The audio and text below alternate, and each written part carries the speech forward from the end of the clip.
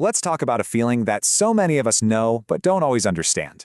It's that strange, nagging kind of guilt, the kind that shows up when you're pretty sure you haven't done anything wrong. So I want you to really think about this for a second. Why is it that you sometimes get that little pang in your stomach, that feeling of guilt? When, if you're being honest, you didn't actually do anything wrong. You can look at the whole situation logically and say, nope, nothing to apologize for here. But that feeling, it's still there. It's confusing, right? And it almost always seems to pop up in moments just like these. You know, maybe you finally said no to a favor because you were just completely wiped out.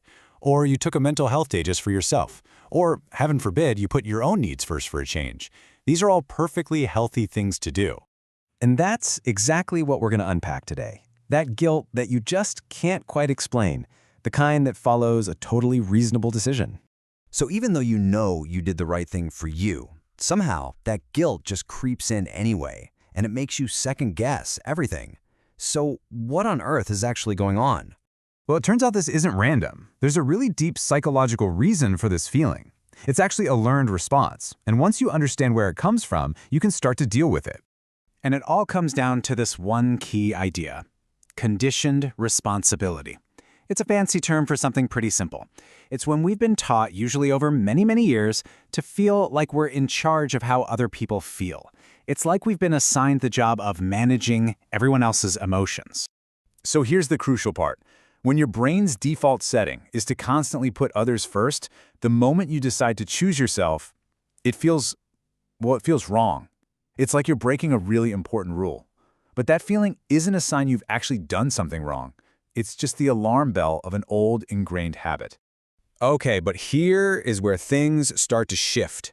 There's an incredibly powerful way to reframe this whole experience, and honestly, it can be a total game changer. Let that one sink in for a minute. That guilt you're feeling, it isn't necessarily proof of a mistake. It might just be proof that you're an empathetic person. You feel it precisely because you care so much. It's a side effect of your compassion. All right, so now we get the what and the why. So let's get to the good stuff, the practical toolkit. How do we actually manage this feeling when it shows up in real life? The very first thing you have to do, and this is the most important step, is to start playing detective with your own feelings. You've got to learn how to tell the difference between two very distinct kinds of guilt. So, let's break it down. On one hand, you have true guilt. That's useful. It's your internal compass telling you, hey, you've crossed one of your own lines here. But on the other hand, you have conditioned guilt, and that's just the discomfort of rewiring an old habit. It's growing pains, not a moral failure. Just learning to ask yourself, okay, which one is this? That's a superpower. All right, our second tool is all about striking a balance.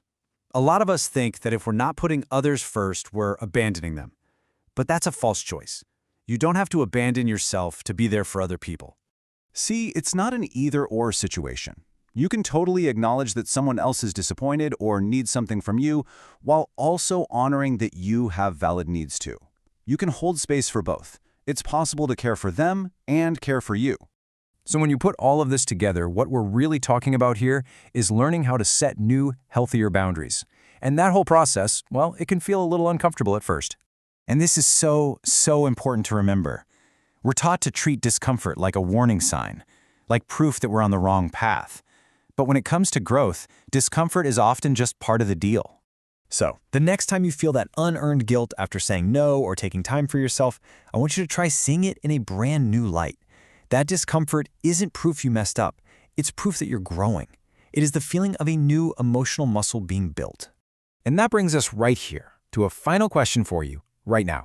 What is one new, maybe even tiny, boundary that you can practice today? It doesn't have to be some huge, dramatic thing. Maybe it's just carving out 10 minutes for yourself, no apologies. What's that one little step you can take?